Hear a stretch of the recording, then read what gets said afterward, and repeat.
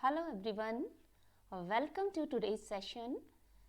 Today in this lecture, I have prepared some fundamental facts about English literature, English authors, and we will discuss about the pioneers and fathers of important literary genres, some important literary authors and their particular titles.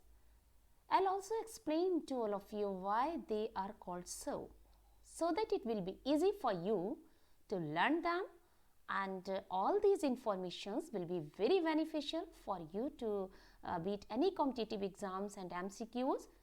So without wasting any time, let's start. At first, I'll show you the common divisions of English literature. They are here in this slide, you can see here. You have to learn all these divisions with your ears. The first is Old English period. This is ancient period. Although Old English literature has produced a rich literature in the early Middle Ages, this writing tradition ended suddenly after the Norman invasion of 1066.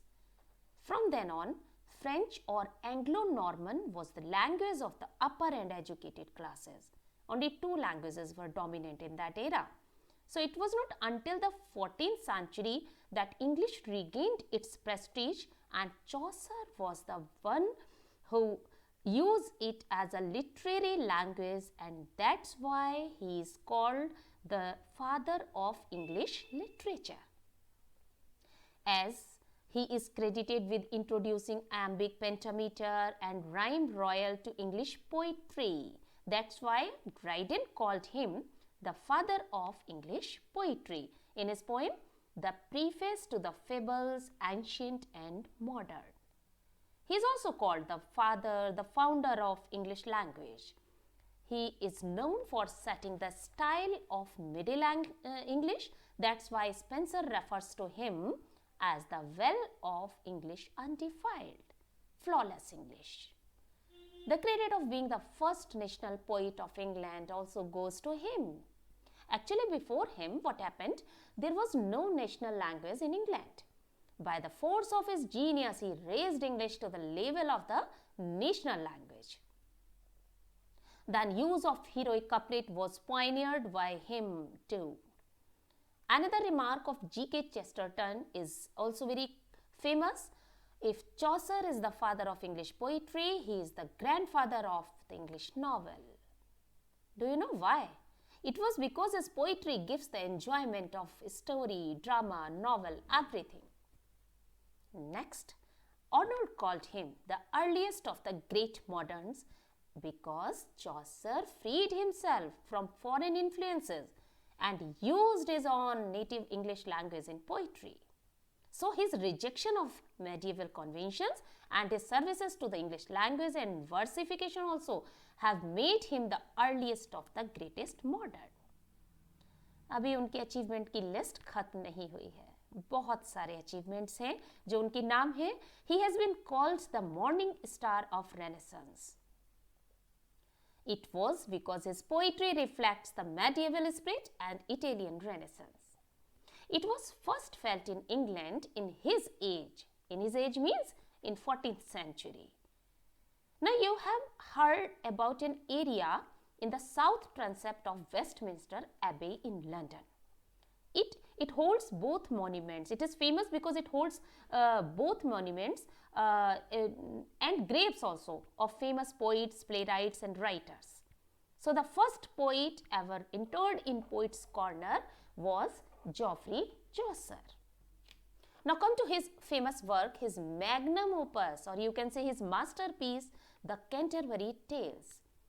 Long called the prologue to the Canterbury Tales as the prologue to modern fiction because of its realism and narrative quality. And about its characters, Dryden commented, "Here is God's plenty." It was so because he has taken into the compass of his Canterbury Tales the various manners and humours of the whole English nation of his age. Not a single character has escaped him in his Canterbury Tales. So this was about Chaucer. Now one thing you have to learn it, it should be clarified to you that the 100 years of the 15th century from the death of Chaucer to the Renaissance. These 100 years are the most barren in English literature. It is called the barren age. 15th century is called the barren age. Actually, this was an era of Chaucer's imitators who show little originality. But one thing happened in this era that caused literature to expand, and that was the creation of the first printing press by Johannes Gutenberg in 1440. Then in 1476, William Caxton established first printing press in England. This encouraged authors to write in their local vernacular, widening the reading audience and also you can say promoting the spread of Renaissance ideas. In 16th century, which was a flowering age, golden age of English poetry and drama, the first English comedy was written in this age by Nicholas Udall. Its name was Ralph Roister Doister. And first English tragedy was written by Thomas Sackville and Thomas Norton. Its name was Gorboduc, which is also known as Ferex and Porrex. It's another name. In this tragedy, both of them used blank verse. So they are known as the first to use blank verse in English drama. Now, in the development of drama in Elizabethan age, drama has started in this age. So, university wits came into existence. It was the term coined by George Saintsbury. Actually, this group includes some scholars who were all educated in universities, as Christopher Marlowe, Robert Greene and Thomas Nash were the graduates of Cambridge University, and Thomas Lodge and George Peele, both of Oxford University, and they were preceded by John Lilly, and another of the wits in this group was Thomas Kidd. So these were the 7 members, and these 7 members of this group are also known as the 7 stars of the cosmos. And of this cosmos, Marlowe was the central sun. He was Shakespeare's most important predecessor in English drama, although he died young. Do you know at what age? At the age of 29 only. He had a lasting, but even then, he had a lasting impact on the structure of English drama and left behind a collection of works that have earned the praise of generations of scholars. This is the reason that he is often called the father of English tragedy. English drama also. As he has written only tragedies, that's why he is regarded as the father of English tragedy. He is called the morning star of English drama because his advent marks the end of medieval drama and the birth of great Renaissance drama. He changed the conventional form of blank verse to a more flexible structure, and the blank verse was known as his mighty line. It is clarified to you that his blank verse is known as his mighty line. Now, the blank verse which was used in English poetry for the first time by Henry Howard, who is known as Earl of Surrey. Now, it should be clear to you that at this time I am talking about the first use of blank verse in English poetry, and first use of blank verse in English drama I have discussed also. So, be attentive here. And the first use of sonnet in England was done by Thomas Wyatt and Henry Howard both.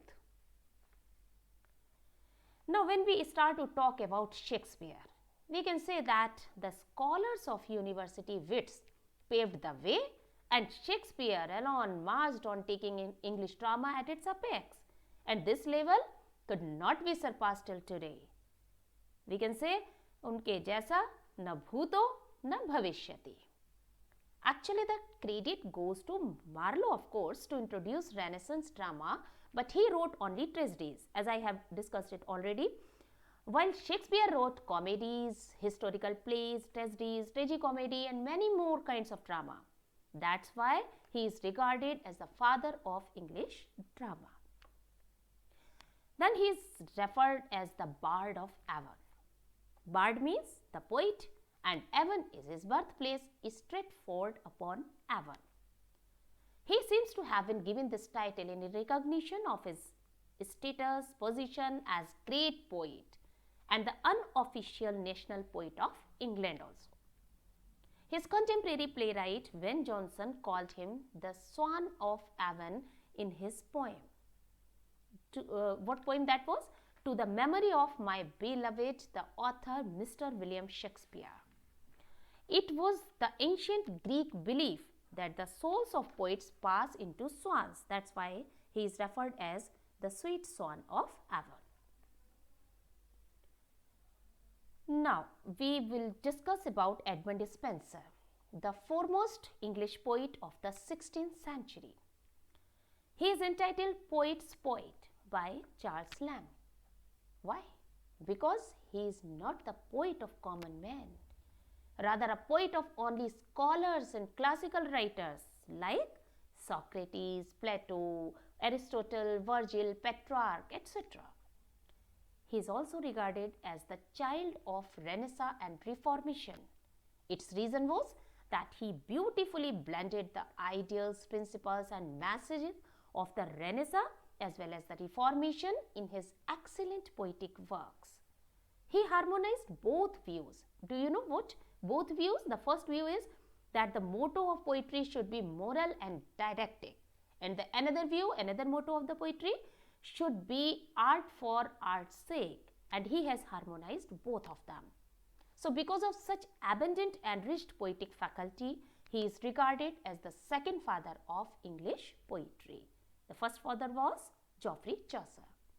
He invented 9-line stanza form in his Fairy Queen, which is famous as Spenserian stanza, very popular form of poem. So these are very important tips for all of you to beat competitive exams. In next session, I'll continue to disclose some another facts. Till then, enjoy and learn all these valuable points. Thank you.